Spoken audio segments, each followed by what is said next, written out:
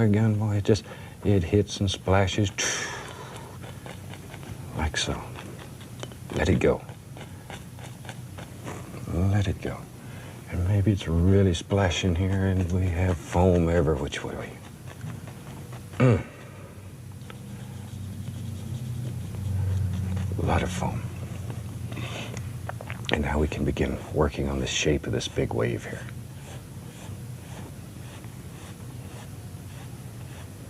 It's really a big wave. It's just piling up, getting ready to crash on some rocks.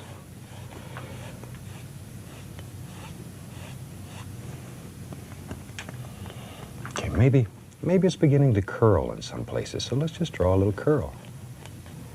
And then we grab this white and pull it over, pull it over, pull it over, pull it over, just like so. Grab and pull. And that creates that.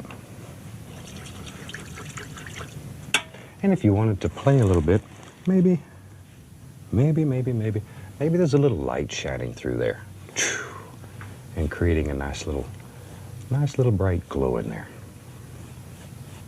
We'll just put some yellow right on top of that and let it turn green. A little bit of white, just to let the light shine through there.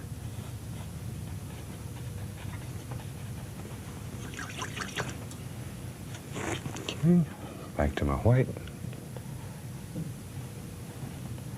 There we go.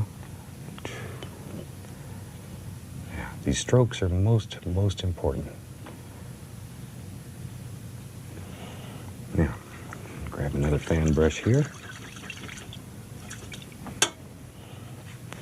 A little bit of the straight blue, and I'm going to darken right behind this, just a touch. Off misty area where there's a little cloud floating down that mountain. Okay.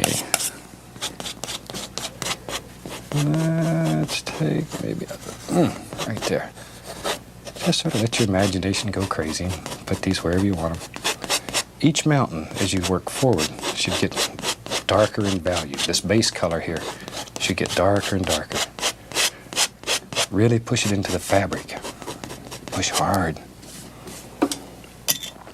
Take the big brush, pull it out a little bit. Just give it a little pull. See, when you put this one in there, it just set that little cloud we made right back in there. That little cloud just hides back in there and has fun in between those. Okay, now then, let's come right along here and just put the indication of a few little highlights. Just zinging through there and playing. Look at that. See, follow the basic angles in your mountains. That's most important. Most important. Think where the light would strike. Right there, maybe a little bit would go zing. Okay. Put in a few little shadow indications. And just sort of work these shadows and highlights together. Make all kinds of little things happen. Here comes one. Right there. Right there.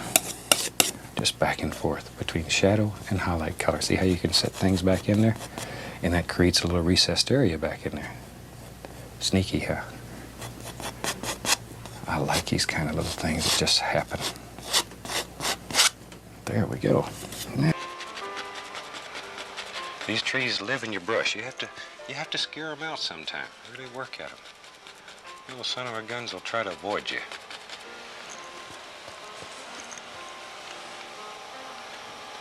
And they're like everything else. The first time you try them, they're going to drive you up the wall. But you practice it. If there's a secret to this, it is practice. You learn how to make the brush work, how to touch the canvas with it, and then it's just a matter of practicing. First time you tied your shoe, it wasn't easy. You had to look at it and work at it. The next thing you know, you're not paying any attention. You get your shoe tied. Same thing. Okay. Maybe we'll make another little projection coming right out through here. There we go. Put a reflection in here. And we'll pull that down.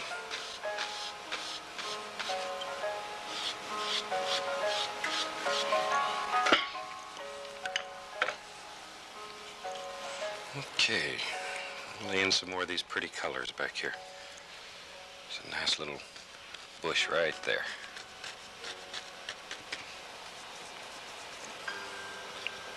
There's one. And right down here we'll reflect some of these.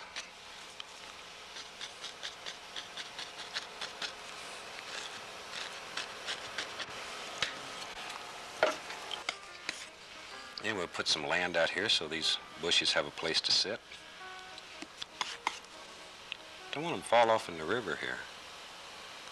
So we'll give him something to sit on here.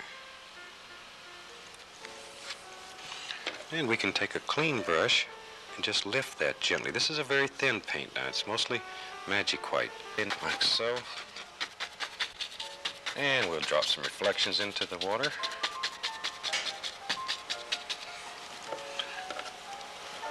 And we'll pull those down. And anybody can do this. This is not some big secret thing. Anybody can do it. We teach people from the age of 10 all the way up 80 and 90 years old.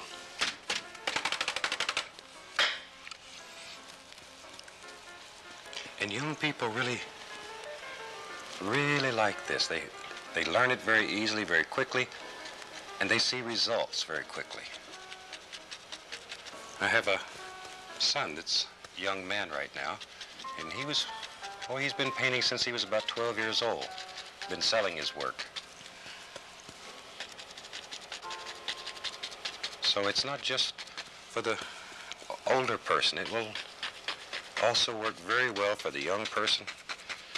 The only trouble, like my son, he's quite lazy.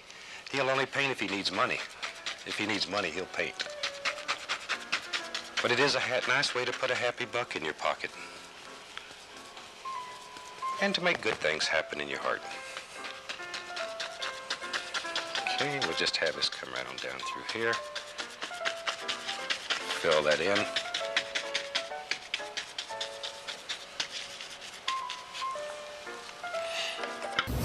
Way back in the distance, I'll start with some Van Dyke Brown, and we'll make a decision.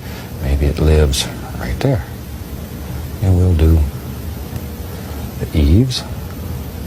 See, that's sort of a nice way just to lay it out. You just lay out a basic shape, pull it all together. There, just barely touching the canvas. You need an overhang.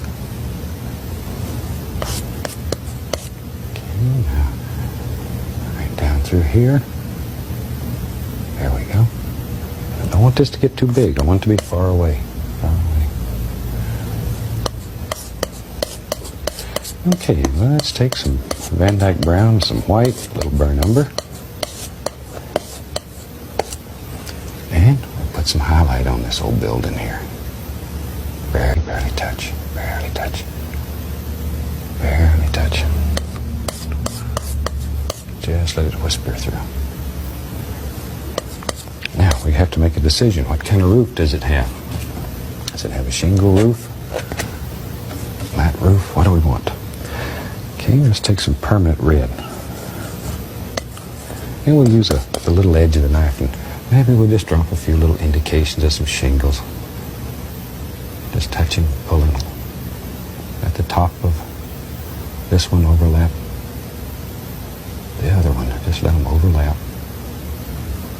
And you can put all the little shingles you want on here. It's a super way to make very simple little shingle roofs.